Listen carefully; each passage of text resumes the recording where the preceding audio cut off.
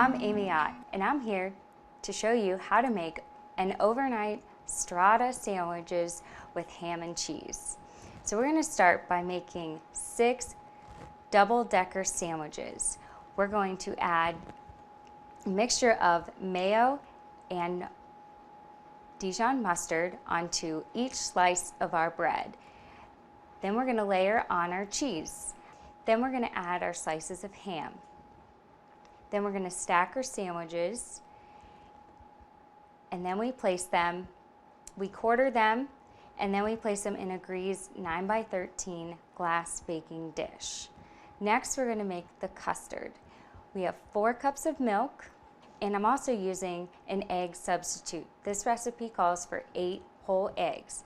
So for an egg substitute, it is 1/4 cup equals 1 whole egg. So I have 2 cups of egg substitute.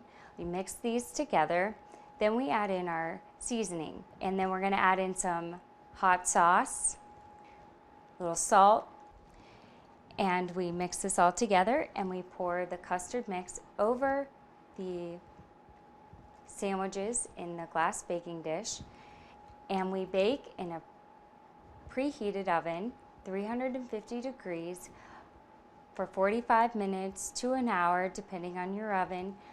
But you do want to let this soak. You can let it soak overnight or for at least 30 minutes. And if you want to keep it for the next day and have it for dinner, then assemble your sandwiches and leave the custard separate and add the custard on right before you go to work in the morning so it can soak all day, and then you can bake it when you get home. And this is how you make an overnight Strata sandwiches with ham and cheese.